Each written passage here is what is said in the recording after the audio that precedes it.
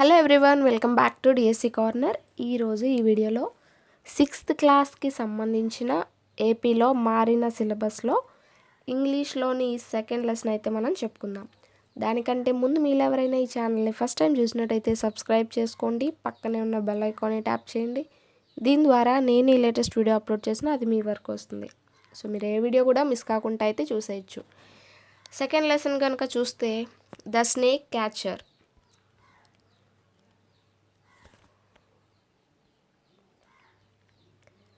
The snake catcher అనే lesson చూద్దాం.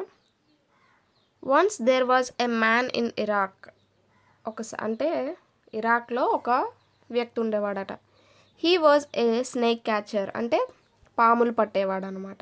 He catch different kinds of snakes and let them dance in bazaars as it was his livelihood. అంటే అతను ఏం చేస్తూ ఉండేవాడంటే పాములు పడుతూ వాటిని బజార్స్లో వీధుల్లో ఆడిస్తూ అతని యొక్క జీవనం అనేది సాగిస్తూ ఉండేవాడు. As the days went on it became very common to the town people. రోజులు గడిచే కొద్దీ ఏంటంటే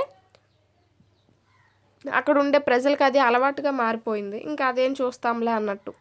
they lost interest in those street performances. ఆ యొక్క వీధి పెర్ఫార్మెన్సెస్తో వాళ్ళకి బోర్ కొట్టేసింది అనమాట. ఇంట్రెస్ట్ అనేది పోయింది.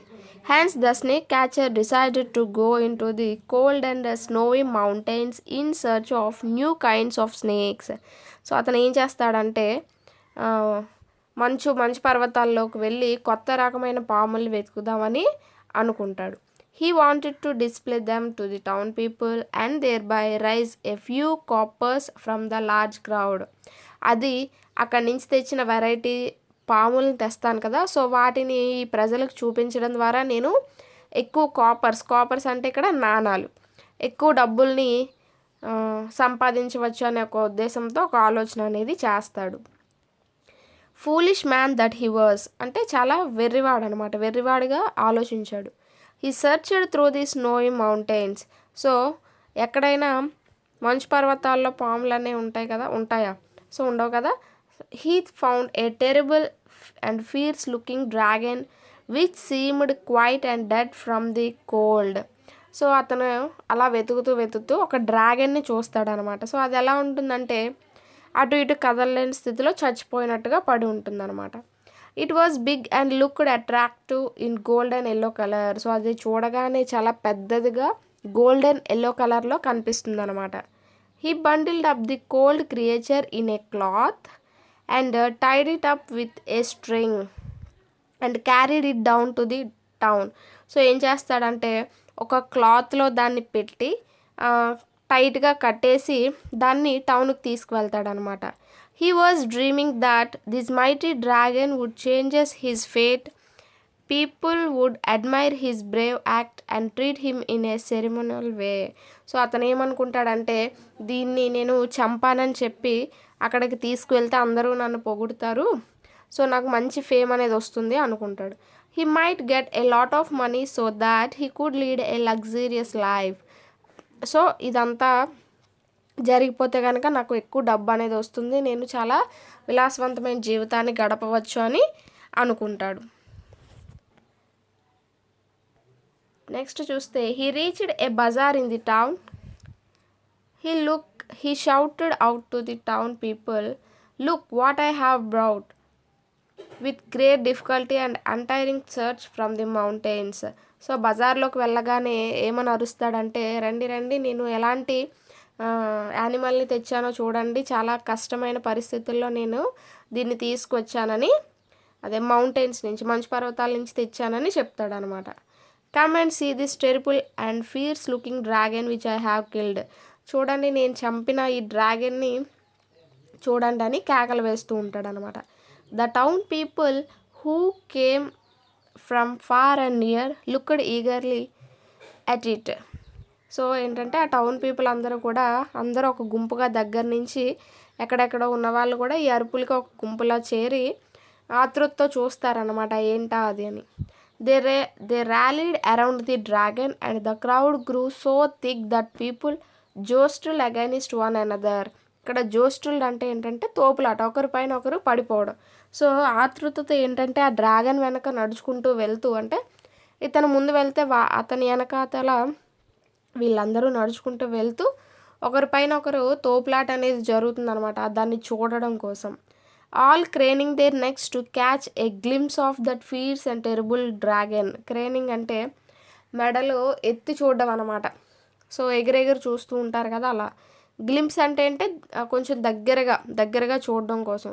సో వాళ్ళు ఏం చేస్తున్నారంటే పైకి ఎగురుతూ వాళ్ళ వారి యొక్క మెడలు అనేవి పైకి ఎత్తుతూ చూస్తున్నారనమాట దాన్ని క్లియర్గా చూడడం కోసం. They were really astonished. వాళ్ళని చాలా ఆశ్చర్యపడ్డారనమాట దాన్ని చూసి. They had never seen such a strange creature. ఇంతకుముందు ఎప్పుడు కూడా వాళ్ళు అలాంటి క్రియేచర్ మీన్స్ యానిమల్. సో అలాంటి యానిమల్ని ఎప్పుడు చూడలేదు. It was bigger than any snake they had ever seen before. ఇది వాళ్ళు ఇంతకుముందు చూసిన వాటికంటే చాలా పెద్ద స్నేక్ అనుకుంటున్నారు వాళ్ళు. In the town the sun grew hotter and by the warmth of its rays the dragon became to emerge slowly from its frozen state. ఎప్పుడైతే టౌన్లోని సూర్యుడి కాంతి అనేది పెరుగుతూ ఉందో, ఆ యొక్క వేడి అనేది పెరుగుతూ ఉందో, ఈ డ్రాగన్ అనేది అనిశ్చల స్థితిలో ఉంది కదా. సో అటు ఇటు కదలకుండా ఆ స్థితి నుంచి నెమ్మదిగా కదలడం అనేది స్టార్ట్ చేసిందనమాట.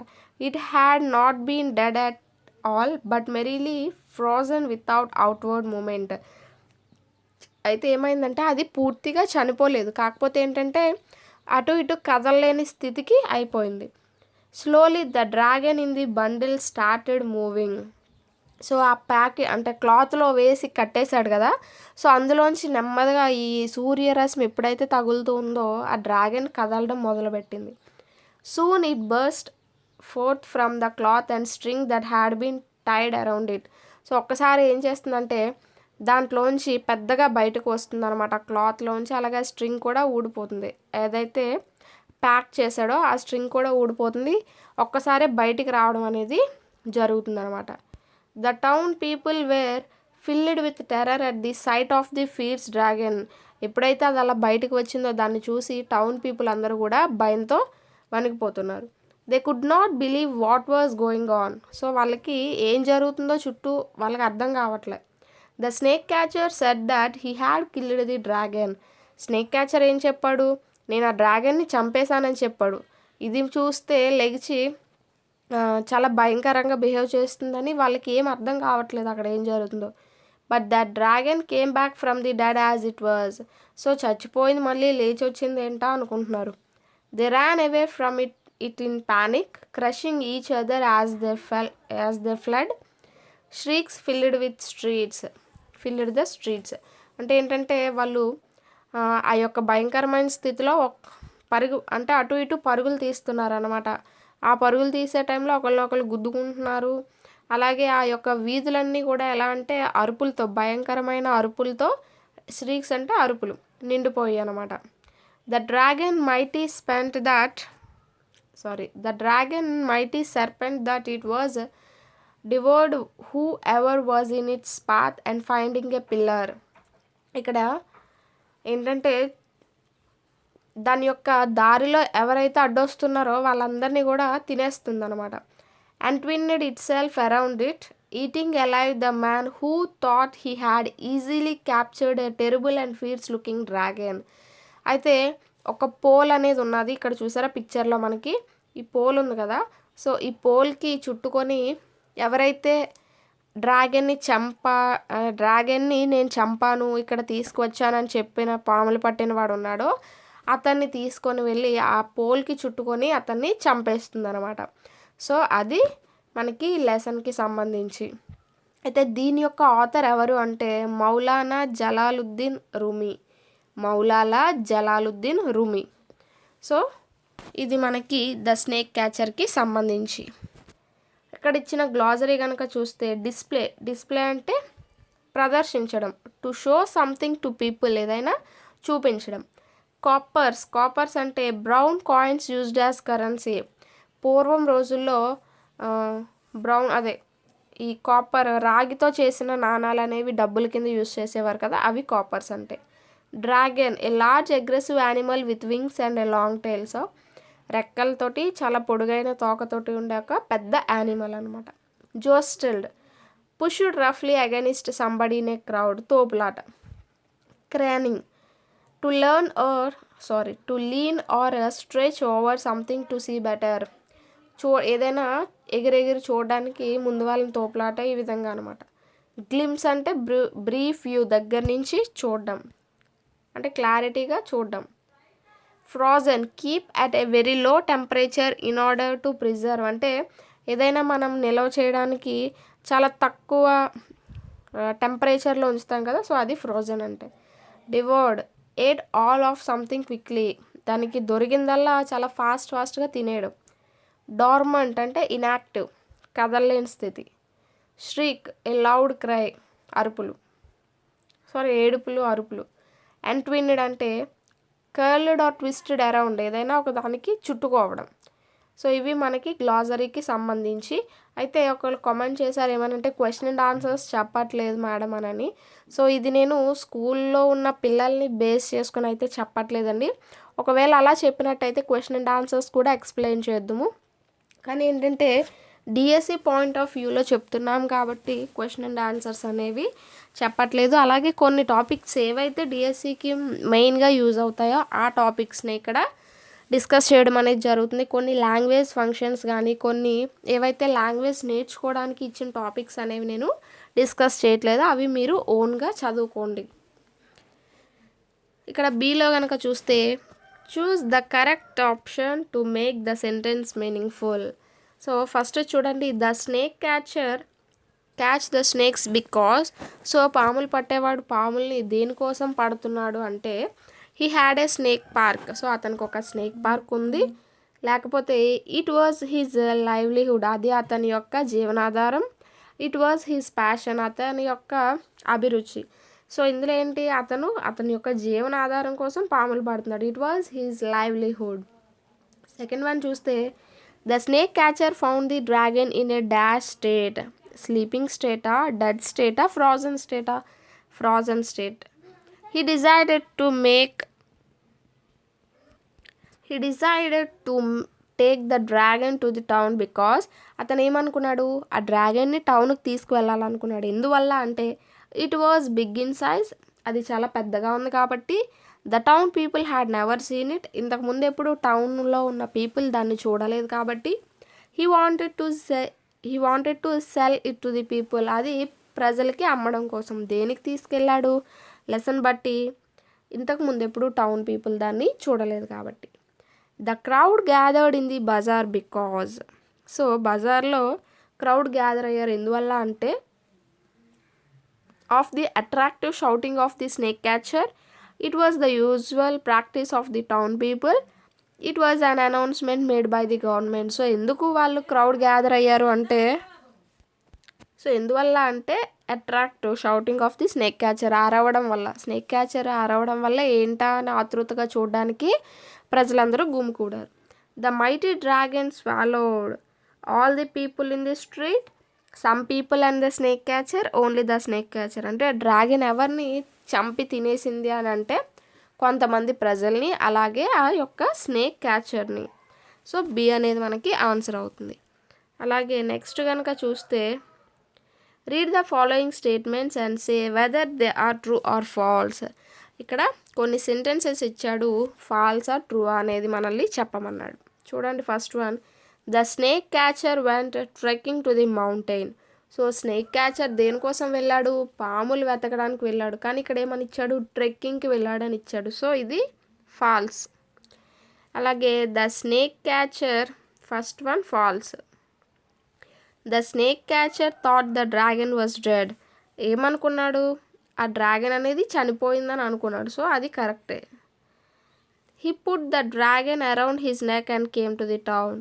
అతను ఆ డ్రాగన్ని మెడలో వేసుకొని టౌన్కి వచ్చాడు అని ఇచ్చాడు. కానీ అతను ఏం చేశాడు, ఒక క్లాత్లో పెట్టి స్ట్రింగ్తో కట్టి వేశాడు అనమాట. సో ఇది మనకి రాంగ్, థర్డ్ వన్ అనేది wrong. He told the town people that he had killed the mighty dragon. అయితే టౌన్ పీపుల్కి ఏం చెప్పాడు, నేనే ఆ డ్రాగన్ని చంపేశాను అని చెప్పాడు కదా. సో అందుకని ఇది మనకి కరెక్టే. The dragon was a very familiar creature to the town people. అంటే డ్రాగన్ అనేది అందరికీ తెలిసిందే, టౌన్ పీపుల్కి తెలిసిందే అని ఇచ్చాడు. కానీ టౌన్ పీపుల్ ఇంతకు ముందు ఎప్పుడు కూడా అలాంటి యానిమల్ని చూడలేదు. సో ఇది మనకి ఫాల్స్. సో ఆ యొక్క డ్రాగన్ని ఎప్పుడు చూడలేదు కాబట్టి ఇది మనకి రాంగ్. తర్వాత చూస్తే the warm of the sun's rays brought the dragon to life. So ఆ యొక్క సూర్యరశ్మి కిరణాలు అనేవి డ్రాగన్కి మళ్ళీ తిరిగి లైఫ్ని ఇచ్చాయి అని అంటున్నాడు. సో అది కరెక్టే. And the dragon looked at the people and felt afraid. So dragon పీపుల్ని ఎవరైతే ప్రజలు ఉన్నారో వాళ్ళని చూసి భయపడింది అన్నారు. సో కానీ ఇక్కడ రాంగ్. ప్రజలే డ్రాగన్ను చూసి భయపడ్డారు. The snake catchers life ended in a tragic way.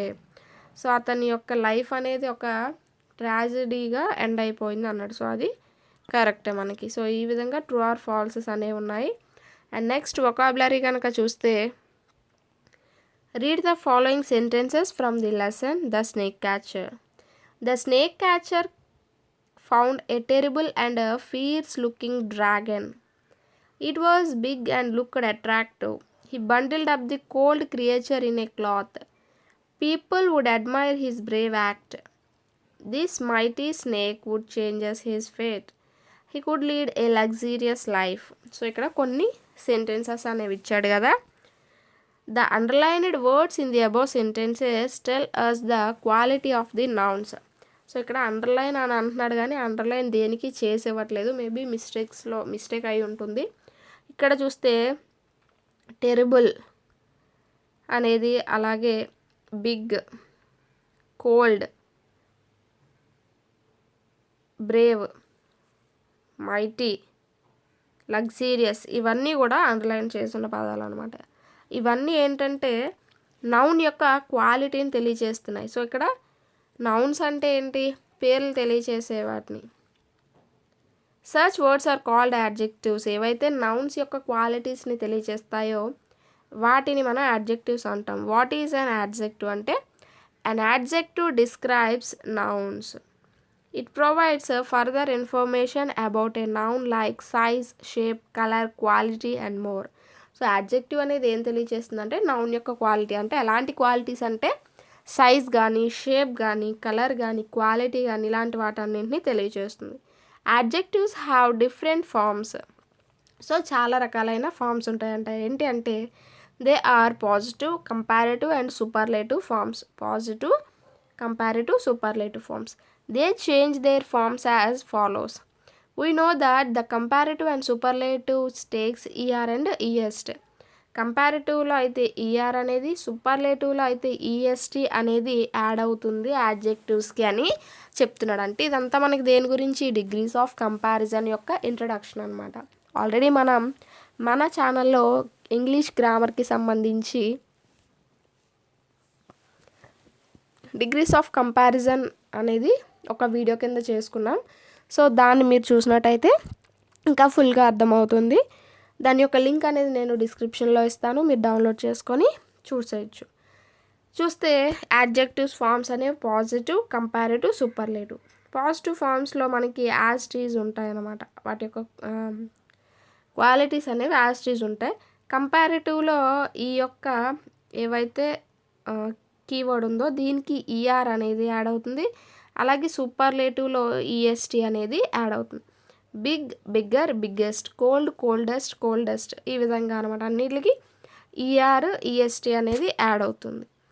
And next కనుక చూస్తే adjectives with more than 2 syllables will take more and most in their comparative and superlative forms respectively.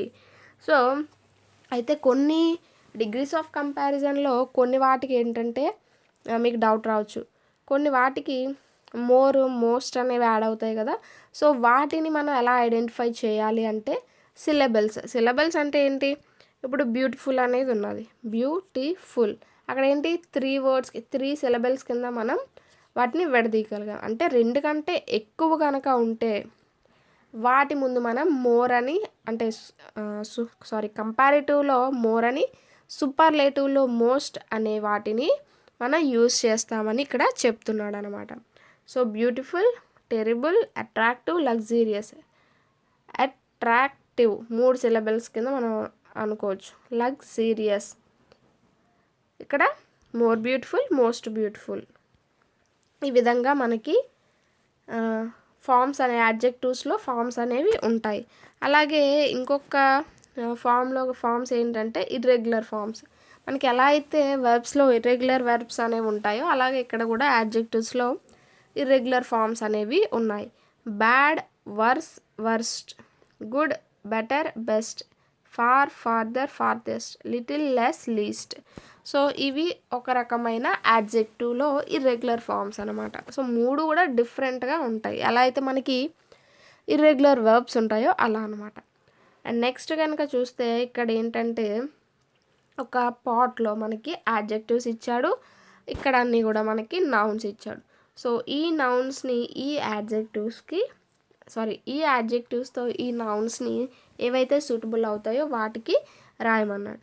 So ఇక్కడ చూస్తే air, calm, word, cute, party, wet, nest, poor, strong, big, soft, rain, ఇలా కొన్ని adjectives ఇచ్చాడు. ఇక్కడ friend, house, sea, girl, elephant, family ఈ విధంగా ఇచ్చాడు. So ఇక్కడ చూస్తే మనం ఏమైనా రాయొచ్చు, క్లోజ్ ఫ్రెండ్, అలాగే deep sea, big elephant, strong wind, soft feather. So ఈ విధంగా ఏంటంటే ఈ యొక్క యాడ్జెక్టివ్స్తో ఈ యొక్క నౌన్స్ని మనం యాడ్ చేయొచ్చు అనమాట. నాటీ బాయ్, అలాగే వెట్ క్లాత్, క్యూట్ గర్ల్, ఈ విధంగా మనం ఈ యొక్క యాడ్జెక్టివ్స్ని ఈ నౌన్స్తో కంబైన్ చేయవచ్చు. అండ్ నెక్స్ట్ కనుక చూస్తే now fill in the blanks in the following paragraph with suitable adjectives forms given in the box. So ఇక్కడ మనకి delicious, clean, younger, lovely, hot, small, smart అనే యాడ్జెక్టివ్స్ ఇచ్చాడు. వాటిని కింద ఉన్న పారాలో ఫిల్ చేయమన్నాడు. It is my dash sister's birthday. So ఇక్కడ యంగర్ సిస్టర్స్ బర్త్డే అనమాట. సో యంగర్ సిస్టర్స్ బర్త్డే ఇది ఫస్ట్ వన్ మనకి ఫస్ట్ బ్లాంక్లో. My father presented her a dash watch, ఒక స్మార్ట్ వాచ్ని ప్రెజెంట్ చేశారు. I gave her a dash English dictionary, a small English dictionary. My mother prepared a delicious cake. So fourth one delicious cake. She decorated the table with lovely roses. Then she served us pieces of cake in clean plates. So clean అనేది sixth బ్లాంక్లో మనకి. And hot బాదం milk in cups. So 7. ఈ 7 బ్లాంక్స్లో మనం ఈ order ప్రకారం అయితే యాడ్జెక్టివ్స్ని fill చేసుకోవచ్చు. And next చూస్తే in the previous lesson you have already learned about antonyms. So antonyms అంటే మనకి తెలిసిందే ఏంటి అంటే ఏదైనా ఒక వర్డ్కి ఆపోజిట్ మీనింగ్ని తెలియచేస్తే వాటిని మనం యాంటోనియమ్స్ అని అంటూ ఉంటాం. సో ఇక్కడ చూస్తే మనకి కొన్ని ఇచ్చాడు. Big, small, cool, hot, common, uncommon, different, same, brave, coward, easy, difficult, thick, thin, strange, familiar, strong, weak, alive, dead. Big అంటే పెద్దది, స్మాల్ అంటే చిన్నది, కూల్ అంటే చల్లన, హాట్ వెచ్చనిది, కామన్ అంటే నిత్యం జరిగేది, అన్కామన్ అంటే రేర్గా ఉండేది, డిఫరెంట్ అంటే వేరు, సేమ్ అంటే ఒకేలా ఉండడం, బ్రేవ్ తెలివైన, కవర్డ్ అంటే తెలివి తక్కువ, ఈజీ సునాయాసంగా చేయగలిగింది, డిఫికల్ట్ కష్టమైనది, థిక్ మందంగా, థిన్ పల్చగా, స్ట్రేంజ్ తెలియలేనిది అనమాట, పరిచయం లేనిది, ఫెమిలియర్ అంటే పరిచయం కలిగిన, స్ట్రాంగ్ అంటే గట్టిగా, వీక్ అంటే నీరసంగా, సో లేకపోతే స్ట్రాంగ్గా లేకపోవడం, అలైవ్ బతికుండడం, డెడ్ చనిపోవడం. సో ఇవే మనకి యాంటోనియమ్స్ గురించి అయితే. నెక్స్ట్ ఇక్కడ మనకి కొన్ని ఇచ్చి మ్యాచ్ చేయమన్నాడు. New, old, poor, rich, beautiful, ugly, near, far, always, never, bigger, smaller, up, down. So ఈ విధంగా మనం యాంటోనియమ్స్ని మ్యాచ్ చేయొచ్చు. నెక్స్ట్ చూస్తే గ్రామర్ పార్ట్లో మనకి ప్రెజెంట్ కంటిన్యూస్ టెన్స్ గురించి ఇచ్చాడు. ఇక్కడ చూస్తే children are swimming in the pool. So children are swimming in the pool అంటే ఏంటి, పిల్లలందరూ కూడా పూల్లో ఈత కొడుతున్నారు. దే ఆర్ వాచింగ్ టీవీ, వాళ్ళు టీవీ చూస్తున్నారు. అలాగే ద బాయ్ ఈజ్ రైటింగ్, ఆ అబ్బాయి రాస్తున్నాడు. మదర్ ఈజ్ కుకింగ్, అమ్మ వంట చేస్తుంది. సో ఇవన్నీ ఏంటి, ప్రెజెంట్ జరుగుతున్న యాక్షన్స్ని తెలియజేస్తున్నాయి. ఇప్పుడు వాళ్ళందరూ కూడా పని చేస్తున్నారు. ఇక్కడ చూస్తే all the sentences in the above pictures are giving information about on going actions. అంటే వాటన్ని ఆ సెంటెన్సెస్ అన్నీ మనం చదివిన తర్వాత మనకి ఏం అర్థమవుతుంది అంటే అవన్నీ కూడా ఆన్ గోయింగ్ యాక్షన్స్ని తెలియజేస్తున్నాయి అన్నమాట. అంటే ఇప్పుడు ఏదైతే పని జరుగుతుందో వాటిని తెలియజేస్తున్నాయి. We write sentences in the present continuous or present progressive tense to describe a continuing or ongoing action at the present time. The ing form of the verb is used in these contexts. So ఏమంటున్నాడంటే మనం సెంటెన్సెస్ని రాస్తున్నప్పుడు ఇందులో present continuous tense or లేదా present continuous టెన్స్నే present progressive tense అని కూడా అనొచ్చు. సో ప్రెజెంట్ కంటిన్యూస్ టెన్స్లో మనం రాస్తున్నప్పుడు అవి ఏం తెలియజేస్తాయంటే ఆన్ గోయింగ్ యాక్షన్స్, ఇప్పుడు ఏవైతే ప్రెజెంట్ జరుగుతూ ఉన్నాయో ఆ యొక్క యాక్షన్స్ని తెలియజేస్తాయని చెప్తున్నాడు. అలాగే ఆ వెర్బ్కి ఇంగ్ ఫామ్ అనేది ఖచ్చితంగా ఉంటుంది. ఏదైతే కంటిన్యూస్ టెన్స్ ఉందో కంటిన్యూస్ టెన్స్లో వెర్బ్కి ఇంగ్ ఫామ్ అనేది ఖచ్చితంగా ఉంటుంది అని చెప్తున్నాడు. ఇక్కడ చూడండి, స్విమ్మింగ్, వాచింగ్, కుకింగ్, రైటింగ్, ఇక్కడ అన్నిటిలో కూడా మనకి ఇంగ్ ఫామ్ అనేది ఇవ్వడం జరిగింది. నెక్స్ట్ కనుక చూస్తే now fill in the blanks with suitable verb forms provided in brackets. So he is dash about my handwriting at present. He is complaining, ఈ పక్కన ఇంగ్ ఫామ్ అనేది యాడ్ చేయండి. he is complaining about my handwriting at present, ఇక్కడ at present అనేది చూడండి. And she is dash magnificent tennis in this match, in this, ఇక్కడ playing.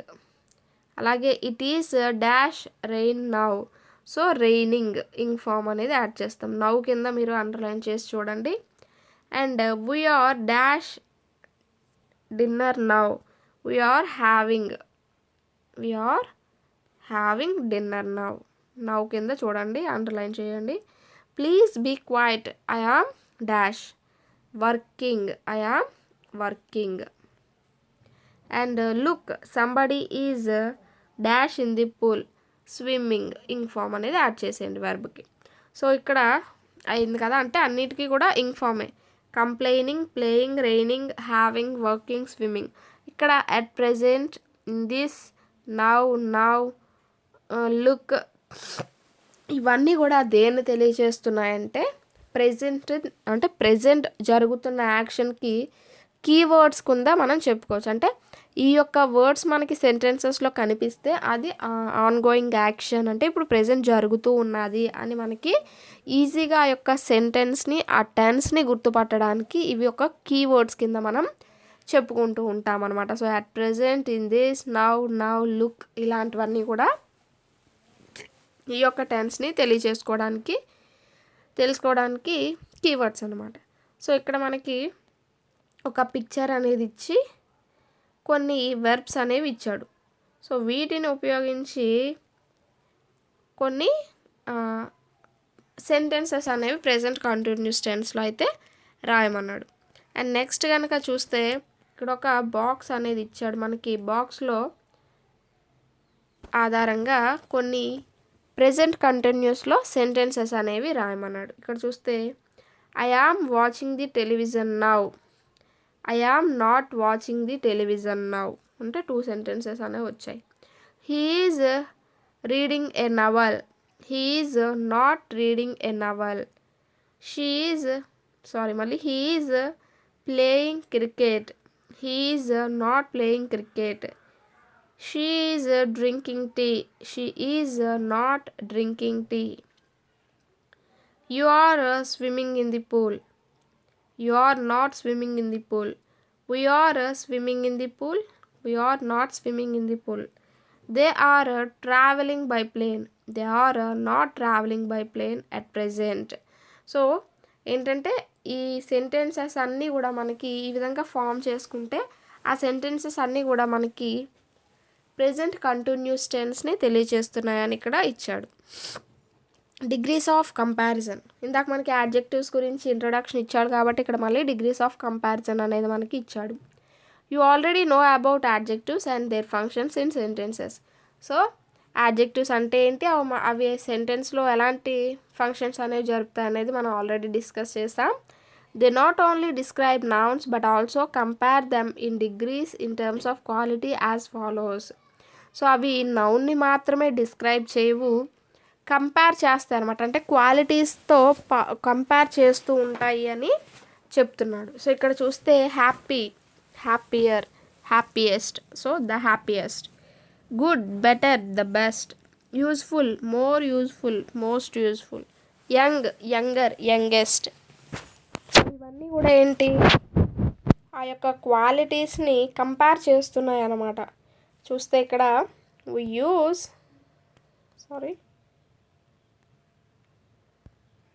use the comparative form of the adjective to compare one person or one thing with other person or things.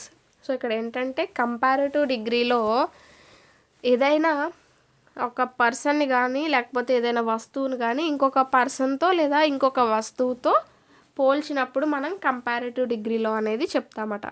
We use the superlative form of adjective to compare one person or thing with whole group అనమాట. అంటే ఏదైనా ఒక పర్సన్ని కానీ ఒక వస్తువుని కానీ మొత్తం అన్నిటితో పోల్చినట్టు, ఏదైనా మొత్తం గ్రూప్తో పోల్చినట్టయితే వాటిని మనం సూపర్లేటివ్ డిగ్రీస్లో తెలియచేస్తామన్నమాట. ఇక్కడ చూడండి, my house is bigger than yours. మా ఇల్లు అనేది మీ ఇల్లు కంటే చాలా పెద్దది. అంటే ఇక్కడ మా ఇల్లుని అవతలి వాళ్ళ ఒక్క ఇల్లుతోనే మనం కంపేర్ చేసి చెప్పాం. సో అది కంపారిటివ్ డిగ్రీ అనమాట. The Pacific Ocean is deeper than the Arctic Ocean. Pacific Ocean అనేది ఆర్కిటిక్ కంటే చాలా డీప్ అయినది అని కంపేర్ చేశారు. ఒకదాన్ని ఇంకొక దాంతో మాత్రమే కంపేర్ చేయడం జరిగింది. అందుకని ఇది కూడా మనకి comparative degree. The earth is larger than the moon. భూమి అనేది చంద్రుడి కంటే చాలా పెద్దది అని చెప్తున్నారు. సో ఇక్కడ కూడా మనకి కంపారిటివ్ డిగ్రీనే. The Jupiter is the biggest planet in our solar system.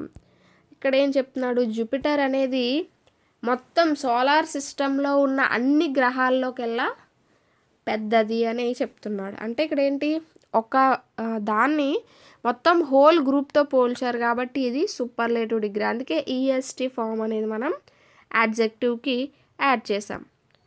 So next కనుక చూస్తే, Sheela is the smartest girl in the class. Sheela అనే ఆమె క్లాస్లో అందరికంటే కూడా చాలా తెలివైనదట. సో షీలాని మొత్తం క్లాస్ అంతటితో గ్రూప్తో పోల్స్తున్నాం కాబట్టి ఇది మనకి సూపర్లేటివ్ డిగ్రీ అవుతుంది. అలాగే ఈఎస్టీ ఫామ్ కూడా యాడ్ అయ్యింది యాడ్జెక్టివ్కి.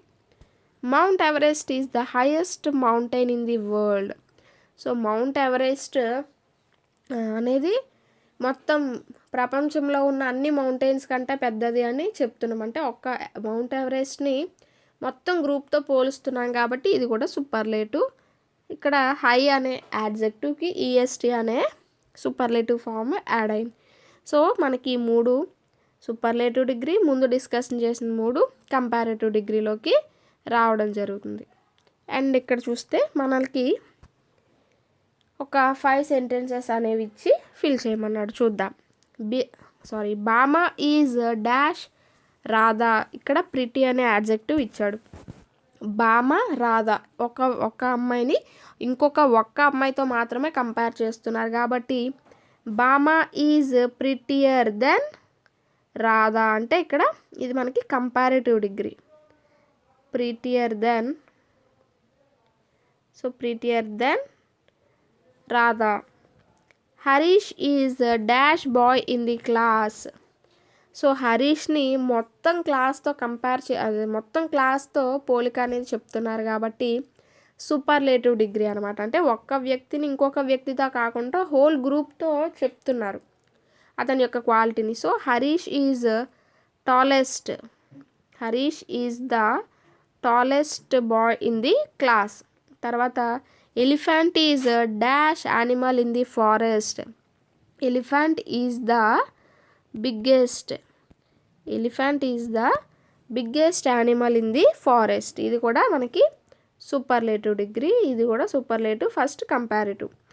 అండ్ ఫోర్త్ వన్ చూస్తే iron is dash cotton heavy. Heavy అనేది యాడ్జెక్టివ్ ఇచ్చాడు. ఐరన్ని ఒక్క కాటన్తో మాత్రమే పోలుస్తున్నారు. అంటే ఏంటి? Iron is heavier then cotton. Heavier then cotton. So iron అనేది కాటన్ కంటే చాలా హెవీగా ఉంటుందని. ఫిఫ్త్ వన్ చూస్తే Anantapuram is dash district in Andhra Pradesh. So Anantapuram అనే ఒక్క డిస్టిక్ని మొత్తం ఆంధ్రప్రదేశ్లో ఉన్న అన్ని డిస్టిక్స్తో పోలుస్తున్నారు. సో ఒక్క స్టేట్ డిస్టిక్ని గ్రూప్ ఆఫ్ డిస్ట్రిక్ట్స్తో పోలుస్తున్నారు కాబట్టి ఇది మనకి superlative. Anantapuram is the largest district in Andhra Pradesh. So ఈ విధంగా మనం డిగ్రీస్ ఆఫ్ కంపారిటివ్ గురించి చెప్పుకున్నాం. దీని గురించి ఫుల్ డీటెయిల్గా ఉన్న వీడియో అయితే ఆల్రెడీ చేశాను. దాని లింక్ కూడా డిస్క్రిప్షన్లో ఇస్తాను, మీరు చూడండి. అండ్ నెక్స్ట్ చూస్తే మనకి ఇవన్నీ కూడా మనకి లాంగ్వేజ్కి సంబంధించినవే. మీరు వాటిని సొంతంగా చదువుకోవచ్చు. ఇక్కడ లాంగ్వేజ్ ఫంక్షన్స్లో కనుక చూస్తే మనకి ఇక్కడ thank you, would like to, yes please, no thanks, you are welcome అనే కొన్ని వర్డ్స్ అయితే ఇచ్చాడు. వాటి గురించి డిస్కస్ చేద్దాం. థ్యాంక్ యూ అనేది ఏంటి అంటే it is used to show that you are grateful to somebody for something they have done. So ఎవరైనా మనకి ఏదైనా ఉపకారం చేసినప్పుడు మనం వారికి కృతజ్ఞతతో తెలియచేస్తాం అన్నమాట. అంటే ధన్యవాదాలని చెప్పడం thank you. Would like to అనేది to say in a polite way to offer something to somebody.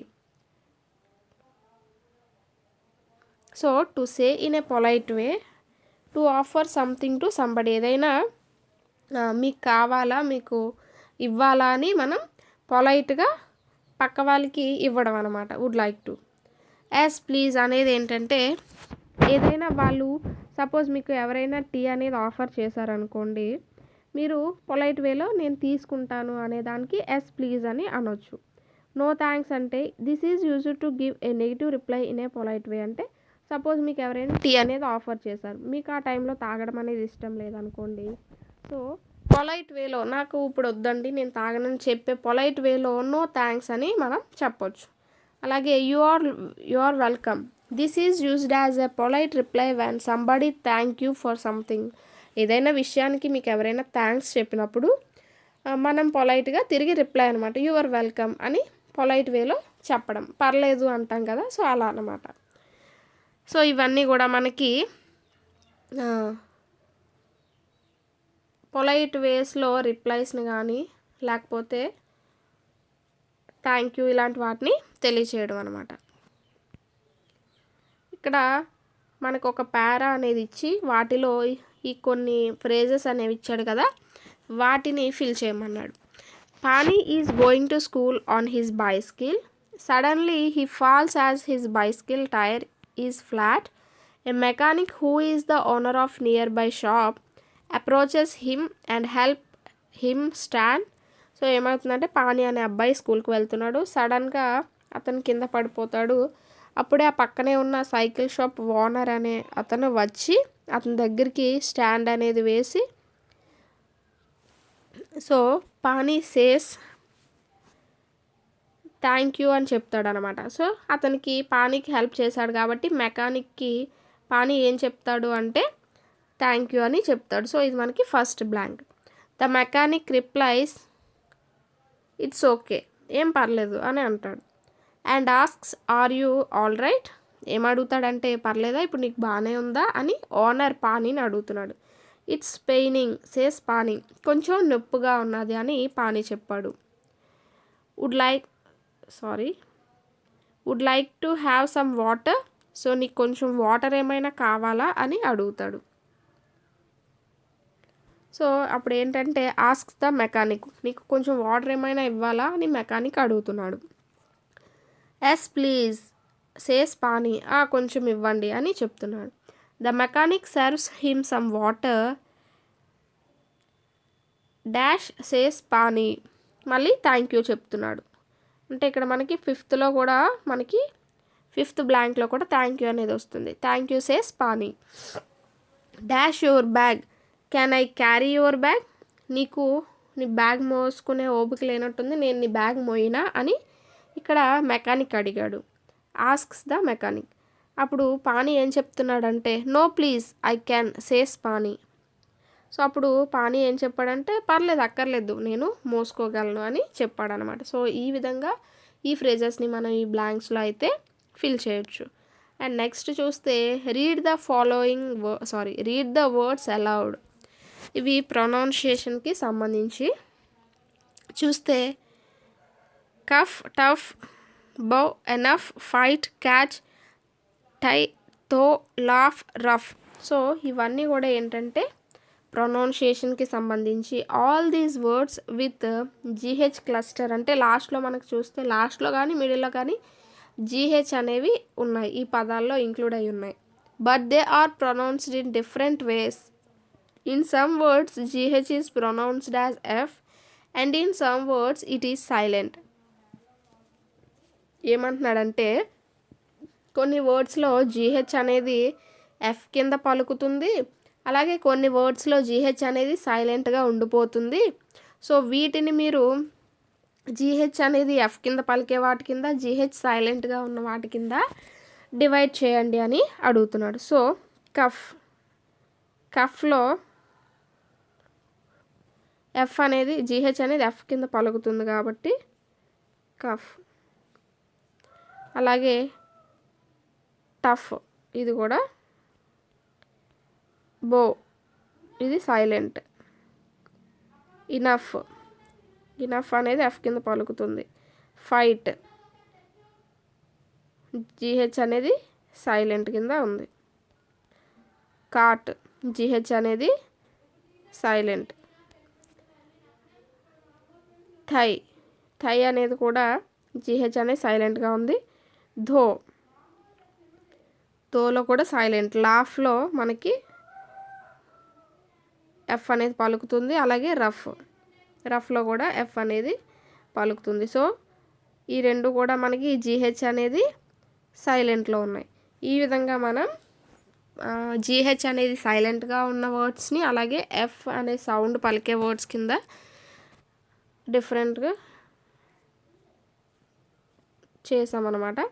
And next కనుక చూస్తే మనకి సో ఇది మ్యాక్సిమం ఇందులో ఉన్న గ్రామర్ మనకి డిఎస్సికి యూజ్ అయ్యేది సంబంధించి. అండ్ నెక్స్ట్ కనుక చూస్తే ఈ లెసన్లోనే మనకు ఒక పోయం కూడా ఇవ్వడం జరిగింది, ద కోరమండల్ ఫిషర్స్. ఇది ఎవరు రాశారు అంటే సరోజినీ నాయుడు గారు రాశారు. ఈమె యొక్క ఇంట్రడక్షన్ కనుక చూస్తే, Sarojini Naidu was an Indian political leader Born on February 13, 1879 in Hyderabad. So ఈమె యొక్క స్వాతంత్ర సమరయోధురాలు. అలాగే ఎప్పుడు జన్మించారంటే February 13, 1879లో హైదరాబాద్లో జన్మించారు. In 1925 she was elected as the first female president of the Indian National Congress. 1925లో ఈమె ఇండియన్ నేషనల్ కాంగ్రెస్కి ఫస్ట్ మహిళా ప్రెసిడెంట్ కింద ఎన్నికయ్యారన్నమాట. Sarojini Naidu died on March 2, 1949 at Lucknow, Uttar Pradesh. ఈమె ఎప్పుడు చనిపోయారంటే March 2, 1949లో లక్నోలో అంటే ఉత్తరప్రదేశ్లో చనిపోయారు. Sarojini Naidu as a poet belongs to an era of struggle, slavery and freedom fighting. To the poem Coromandel Fishers is about a fisherman. It metaphorically reflects the poet's desire for free India, and thus she encourages the people of the nation to hasten the their struggle. ఇక్కడ ఏంటంటే ఈమె ఎక్కువగా సమాజంలో జరుగుతున్న కొన్ని ముఖ్యమైన విషయాలపైన ఈమె యొక్క రచనలు అనేవి చేస్తూ ఉండేవారు. అంటే బానిసత్వం కానీ, స్వాతంత్రం కోసం కానీ, వీటి గురించి ఎక్కువగా పోయంలు అనేవి రాస్తూ ఉండేవారు అనమాట. అయితే ఈ పోయం మనకి ఏంటంటే కోరమండల్ ఫిషర్స్ గురించి అయితే రాయడం జరిగింది. సో ఇది మనకి ఈవిడ గురించి. ఇందులో ఉన్న గ్లాసరీ కనుక చూస్తే డాన్ అంటే సన్ రైజ్, క్యాటామరన్సన్ అంటే ఎట్విన్ హడల్ బోట్,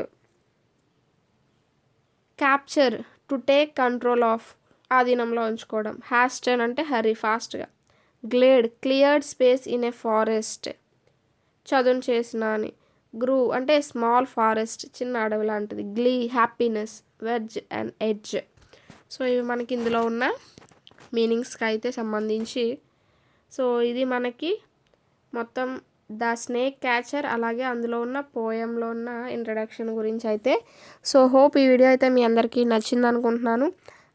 యాక్చువల్లీ అయితే ఇంకా న్యూ సిలబస్ అనేది ఆపేసి ఏవైతే మామూలుగా మనకి ఓల్డ్ సిలబస్ ఉన్నదో వాటిపైన వీడియోస్ అనేవి కంటిన్యూ చేద్దాం అనుకున్నాను. బట్ చాలామంది కామెంట్స్లో 6th క్లాస్ కూడా చెప్పండి మేడం అని అడుగుతున్నారని వీడియోస్ అనేవి కంటిన్యూ చేస్తున్నాను. సో చూసిన వాళ్ళందరూ కూడా లైక్ చేయండి. వ్యూస్ అయితే వస్తున్నాయి కానీ లైక్స్ రావట్లేదు. సో మీకు నచ్చకపోతే డిస్లైక్ చేయండి, నచ్చితే లైక్ చేయండి. ఏదో ఒక ఫీడ్బ్యాక్ అనేది నాకు అందాలి కదా. సో నెక్స్ట్ వీడియో అనేది చేయడానికి కొంచెం మోటివేషన్ అనేది అలాగే ఒక సపోర్ట్ అనేది నాకు రావాలంటే మీరు ఖచ్చితంగా వీడియోని లైక్ చేయండి అండ్ మీ ఫ్రెండ్స్కి షేర్ చేయండి. ఇలాంటి వీడియోస్ అనేవి మన ఛానల్లో రెగ్యులర్గా ప్రతి టాపిక్ నుంచి మెథడాలజీ నుంచి ఖచ్చితంగా అప్లోడ్ చేయడం జరుగుతుంది. నెక్స్ట్ వీడియోతో అయితే మళ్ళీ కలుద్దాం.